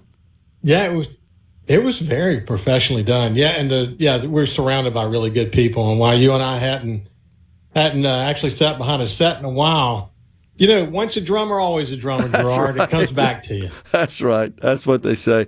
We want to talk to you today about the Mississippi Book Festival that's coming up this weekend. It's my understanding that you're going to be moderating a panel discussion. Where's this going to be held? What's it all about, Ricky? Well, I'm excited about it. I've heard so many great things about the Mississippi Books Festival over all these years, but I personally have never been before. But when I was publisher of the Sun Herald, we published a couple of books. One was a bestseller. When I was in Alabama, we did as well. And I'm writing a book now. In fact, the book is finished. It's in the editing process now. So it comes at a good time for me. I'm looking forward to getting up there and seeing what it's all about, this festival that people from states, really from all over the United States talk about. But the particular panel that we're doing is timely because it's going to recognize the 20th anniversary of Hurricane Katrina. And it's going to be at the old Supreme Court building room at the state capitol at 10:45 on Saturday. And Governor Barber's going to be there. Jim Barksdale, Dr. Mark Keenum, and Manley Barton are going to join us. So it's going to be a great time to look back. Yeah, Representative Manley Barton from the Mississippi Gulf Coast. Little history about him. I believe he served in Vietnam in the nation's military. He, of course, the Speaker Pro Tem in the Mississippi House of Representatives. Yeah, it's kind of a lawn party, isn't it? Outside there between the Capitol and the old Supreme Court in that area. They've got. I mean, I'm looking forward to learning more about it myself. But it's they've really learned to put these events on. And it's got multiple venues around the state capitol, including the state capitol. And they've got some very renowned writers that are going to be there, but folks that have written books and publishers and a wide variety of people. And they expect a lot of people, so it's very successful. J.T. Mitchell from our team has been many years in a row. Yeah, he himself being an author, and he's always sung the praises. And I've gotten to know some of the people running it now, and they are so professional in the way they handle it, and I'm looking forward to having a role this year. All right, so what are you doing exactly? Moderating a panel discussion. Who's on the panel, and what will the content consist of? Well, of course, as we know, after Hurricane Katrina, Governor Barber wrote a book called America's Storm, Great Storm, leading after Hurricane Katrina, which is an incredible telling of what was happening here in the days and weeks after Hurricane Katrina and months. And also what he was doing in Washington simultaneous to that, working with Thad Cochran and Trent Lott and a long list of bipartisan leaders to get us the tens of billions of dollars that it was going to be required for us to recover. I was honored to write the foreword to that book. And in that book, I actually described him as the gold standard for how a chief executive should respond to a crisis like Katrina. Of course, Jim Barksdale, you know his story well, but Jim was the chairman of the Governor's Commission. It was important for those of us in coastal Mississippi to have someone from outside coastal Mississippi be the leader. I don't think that Governor could have picked a better person than Jim Barksdale to lead it. And it's been a while since I've seen Jim. I look forward to connecting with him again. Dr. Mark Keenan, we know him here from Mississippi State, but at the time he was chief of staff for Thad Cochran. Thad Cochran, right. So he played such a critical role. And then, of course, Manley Barton, who I said could have retired, 3 or 4 careers ago and run off into the sunset. Yeah. But at the time, he was on the Board of Supervisors for the Jackson County Board of Supervisors and played such a key role in the recovery effort. So we're going to get to see all these different angles. It ought to be a really incredible discussion, and it's going to be on C-SPAN live at the same time. Oh, so very cool. We get to tell our story to the nation. Yes. Yeah, very cool, and it's I think very fitting as we approach or have just experienced the 20th anniversary, I should say, which occurred this year, and I think most people, certainly like me, it's like, man, it seems like that was just yesterday we were dealing with that. I think that's kind of the common human reaction, but it's been 20 years. So my take on it, Ricky, and you know what? You know my wife's from Biloxi, and her house was flattened. Fortunately, we got her mother out of there before the storm came, but we were allowed in, the area within a couple of days to check out the property and of course, discovered that nothing was there but the steps, on the house on the point there in Biloxi. But I just remember looking both ways, east and west, on Highway 90. You remember the big Casino Magic barge had crossed Highway 90. It was just sitting up on the other side of Highway 90. I mean, just a surreal sight. And thinking to myself, man, it'll never get back to what it was. But it's come back bigger and better, which I think is a testament to the drive, the commitment, the resiliency of the good people in Mississippi on the Mississippi Gulf Coast. Yeah, Gerard, I married into the Bohanovich clan on the point of Biloxi, and that's where Ann grew up. And, of course, their family and so many of their family members lost their homes. But I was married at St. Michael's Catholic Church. Yeah, right down and the street. And I tell a story. In fact, I write about this in my book. I tell the story of sitting in the church after Katrina with the windows blown out, at least the lower portions of that sacred stained glass window blown out, and looking out and seeing the exit sign to one of the floating casinos. It was really a miracle, frankly, that it didn't just bulldoze over the church. But that church stood resilient through so many storms and so many economic up and downturns over the years. What a special time that was to renew our faith in the wake of Hurricane Katrina. Yeah, and it was an all-hands-on-deck effort to restore and recover, and Governor Barber was tested. I mean, what bigger test could one endure than that, right? When a huge portion of your state, an economic engine, and, of course, the human aspect of it and everything else that goes along with it, and trying to navigate the complexity of state services, federal government, and heck, even further inland, there was so much devastation. So you had to come from pretty far away to provide recovery and restoration services. He did a masterful job in orchestrating all that. Yeah, I mean, he pointed out on my show, in fact, as it's important to be reminded that not all of the deaths that occurred in Hurricane Katrina, not all of them occurred on the Mississippi Gulf Coast. I remember him sharing on some of the speeches we would give together after the storm. He would show this one slide that showed the entire state of Mississippi with literally no power at all at night. I mean, it swept across. Yeah. I had hurricane force winds when it got to North Mississippi. Yeah. Just an amazing storm. I often say, let's hope we don't ever have to experience something like that again. But I think we all know it's just a matter of time. And I think one of the most important stories coming out of Hurricane Katrina is how we built resiliency into the infrastructure, how we're all personally stronger, how the systems to protect people are better. Let's hope we never have to experience the aftermath as we experienced in Katrina. I think there's going to be tougher storms, but I do think we'll bounce back bigger and better next time.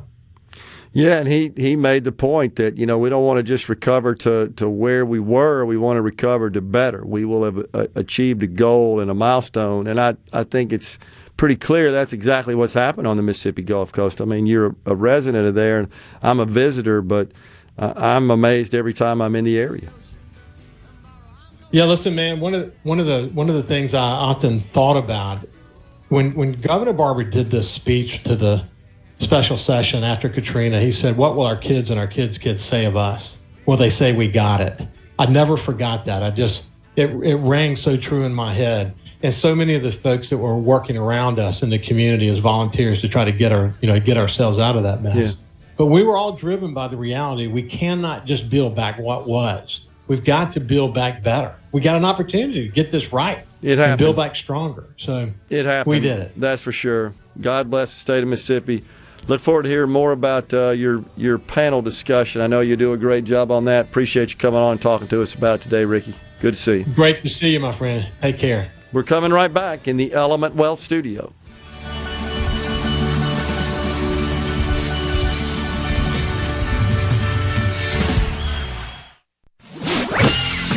Everybody ready? I'm ready. Ready here. Middays with Gerard Gibert on Super Talk, Mississippi.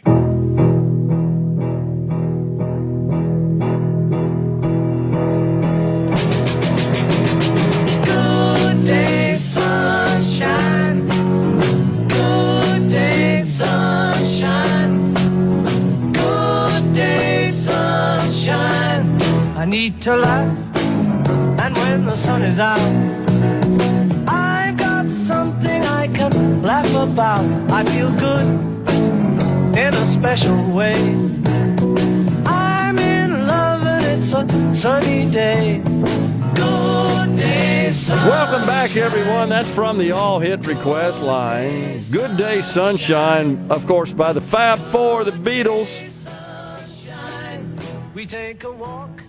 I made that request on the Rhino's All Hit Request line because it is on this day in 1966, September the 10th, 1966. The album Revolver hit number 1 on the U.S. Billboard 200 album charts on this day. Wow. 1966. Hard to believe. What a classic it is. I still enjoy it today. I listen to some of the tunes. Of course, one of my favorite, Taxman. How well done was that? Oh, man. She Said is also another great one. Unbelievable sitar work on that one. Guitar work. Great tune. Eleanor Rigby. Somewhat provocative. And, of course, Yellow Submarine on there as well. Revolver, 1966 studio album by the Fab Four. So, on the C Spire text line, Leon from Ripley says, Mississippi, you mean that landmass? Laugh out loud. Man, whoever said that will never live that down, will they? And it's landmass between Louisiana and Alabama. Unbelievable. Incredible. Let's see. Tomorrow is the 24th anniversary of 9/11. Yes, absolutely, Jerry in Waynesboro says. Thank you for pointing that out. But today is the 24th anniversary of Donald Rumsfeld admitting to Congress that $2.3 trillion of misadjustments were found in the Pentagon's budget. Something happened the next day that everyone forgot about that. Where did the money go?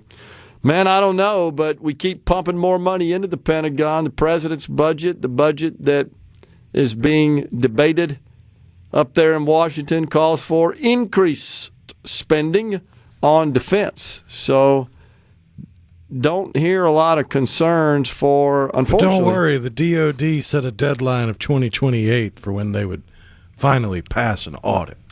28? Oh, my gosh. Unbelievable. So it looks like that Gary in the Berg sent this. This was from yesterday. The National Guard looks like they're going to work with ICE in Arkansas. The governor there, Sarah Huckabee Sanders, backs this initiative instituted by the president. Speaking of ICE, we haven't talked much about the sting that saw, what was it, 475 South Korean workers arrested, and then there was a bunch of hoopla on social media about South Korea's government working with our government to send them back to South Korea, and there have been debates back and forth about, well, they're building this for American jobs, and why did they get special treatment if they're not getting special treatment? They're literally getting deported back to South Korea, so that was just kind of silly on the face of it. But like we say a lot of times, the truth is often in the middle, and nobody seems to be thinking about what if they really were here illegally simply because they didn't want to jump through the hoops of 400-plus work visas. Yeah. And for the longest time, there was zero enforcement. Yeah, so true. I mean, you go to another country, you research the cultures, what the laws are, what laws you might have to worry about, which ones you don't have to worry about. What if, in their research, they're like, yeah, we could do it the right way, and it'd spend all this money and time and energy, or just send them. America doesn't care. Haven't seemed to care for decades. Not the right attitude. Romy in Tupelo says, "Hey, Gerard, are you physically in shape to drum through a set yet?" From old drummer Romy. I am. I can get through it. I will say that we practiced last week, but the practice was about 4 hours. So about midway through, I did have to come off that stool and go sit down in a chair for about 15 minutes to kind of stretch my legs, especially after the song we played had some intense bass drum work in it, and so I have to take a little rest there. But, overall, I can get through the set. There's 18 songs in the set. It takes about an hour and 20 minutes to play them all with a little time in between. But, so far I'm hanging in there. Larry and I says, "Do you think that Judge in Charlotte should be held accountable for releasing that monster?" Larry, I think that's a very slippery slope when you start holding judges accountable like that. I think the solution to that is to appoint fair judges. Now, that may be a tall order, but I think that we have judges who are acting in a political fashion and in accordance with their ideological agenda, and that causes problems, rather than just acting in accordance with law and ruling in accordance with law. So I would be concerned about arresting and prosecuting judges because somebody that they released goes out and commits a crime. I think they're all subject to that. In this particular case, it obviously was a dumb decision when you got 14 prior arrests and you keep getting released and released and released. So I have some concerns about that, but I hear you. It would I'm frustrated. At least partially solve the problem, though. What's that? Because there's nothing those judges like more than themselves. Yeah. So if you put one of them in the pokey for letting out monsters to kill innocent people, then maybe the rest of them will take a long, hard look before they let the other monsters out. Well, I hear you, but I can see where all sorts of stuff could happen that some people in this country would argue. I mean, that's so subjective. I can't imagine what the rules would look like to hold a judge liable for actions committed by a person that they ruled to release or to not incarcerate, in this case, not take further action on. What about the jury? Should a jury be held accountable if they acquit someone and find someone not guilty and the next day they go out and commit a murder? Should we lock the whole jury up? I don't know. That's Thomas disagrees. He said just hold them civilly liable. Okay, so that means that civilly liable typically means they'd have to pay some sort of restitution, some sort of fine. Yeah, I'd have a hard time. Yeah, he says let the family sue them for wrongful death. Sure, okay, you could do that. But there are other crimes committed that judges rule a certain way on. They don't have to involve violence. They could be. So you just limit it to violent crime. And then like the 3 strikes, which the Democrats championed and now hate. So if a person, again, you'd have to have some rules around that. If the judge rules to release a person on a crime that they committed, and then they go out and commit a more serious, more heinous crime. In this case, this individual had 14 arrests and releases. It's like there's a certain number of those that would qualify, and would it be all crime or just violent crime? You see where I'm going here? Well, I said it during the break. I think it would be smart for one of these look at me Republicans to come out and say, you know what? 10 strikes and you're out. You get arrested 10 times, you're going away for life. I'm okay because with you that. know inevitably the Democrats would come out against it because it was put forward by a Republican, and it would shine a giant spotlight on how crazy Democrats are. Because if you can't go through life without getting arrested 10 times, you don't need to be out in polite society. I'm with you on that. I don't know what the number is, if 10 is the right number, but yeah, something we talked about yesterday is that's been well established is recidivism, and that the vast majority of the crime, especially the violent crime and the serious crime committed in this country, is by the same dang people, same pool of people. They just do it over and over and over again. And if you get them off the streets, you solve a whole bunch of problems. I'm for that. But you can't get them off the streets if you got judges unwilling to put them away. Well, in that particular case, as you're suggesting, you're taking the judge out of it. It's a foregone conclusion. Doesn't really matter. If they're found guilty. Until they're sitting on number 9 and some liberal judge goes, that's not a crime, it's dismissed. And they never get to 10. Well, that's true, but then that's a situation where the laws need to be changed so that one person can't make that call.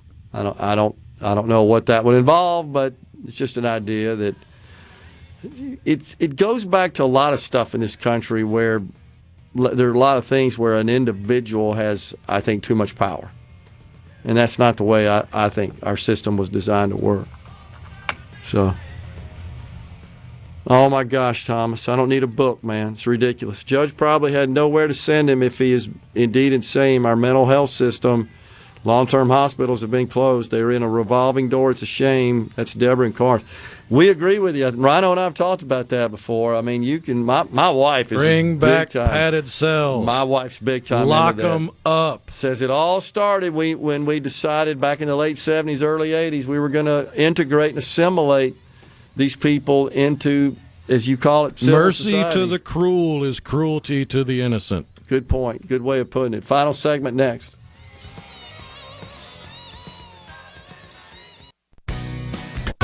It's so awesome! Middays with Gerard Gibert. Come on, let's get on with the show! On Super Talk, Mississippi.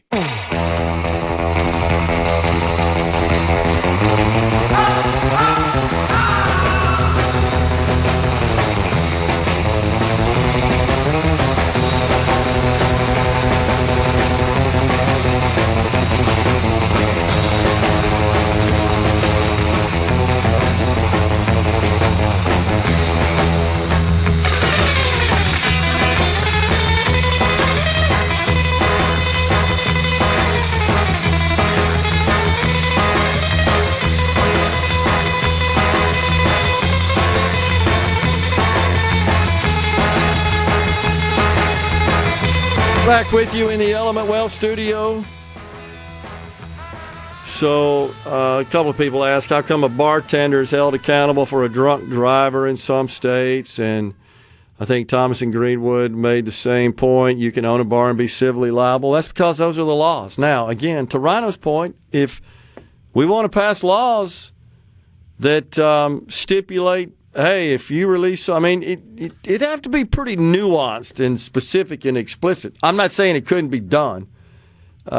Smart people could write this up, could draft this.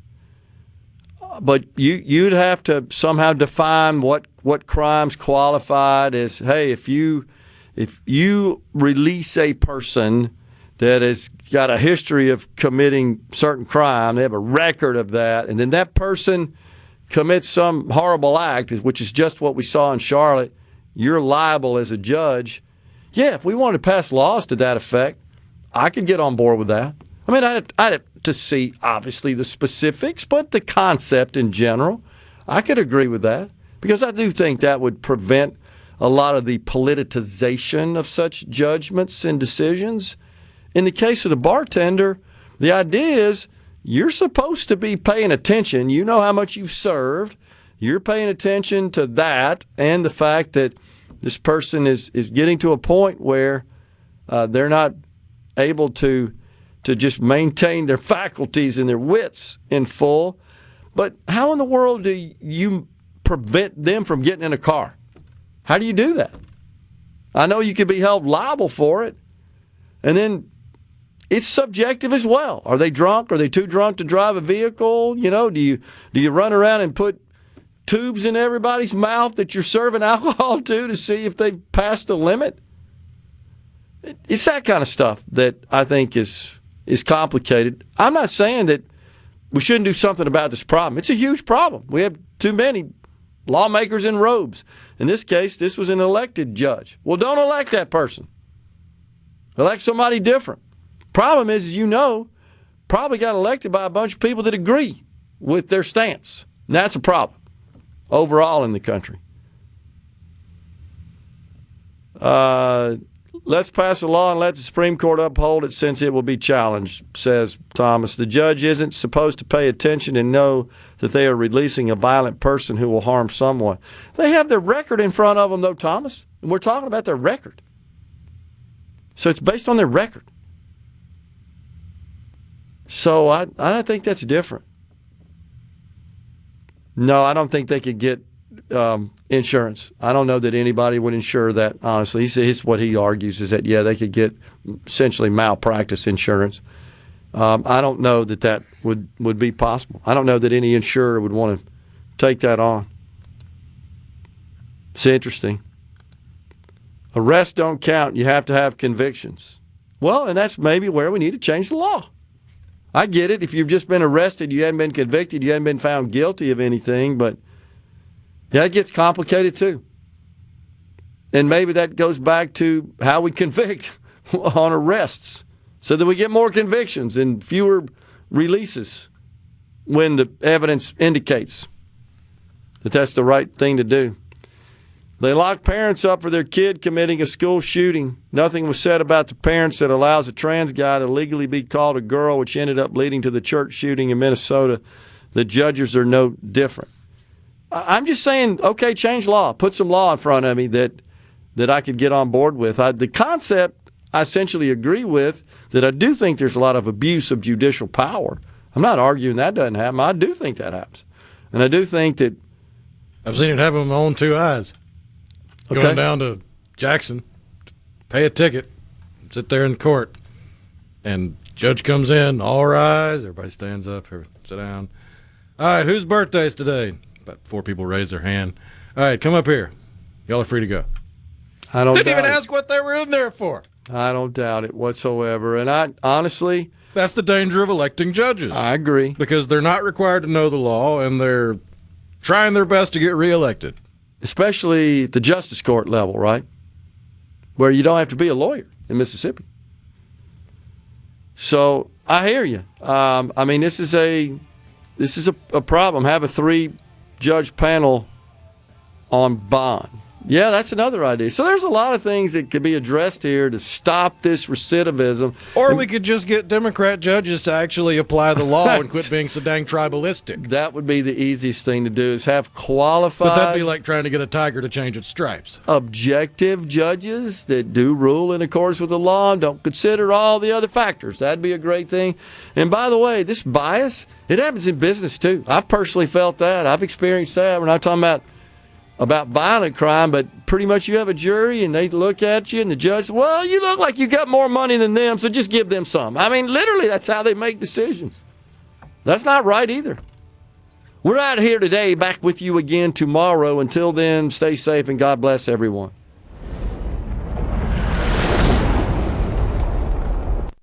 A SuperTalk Mississippi media production.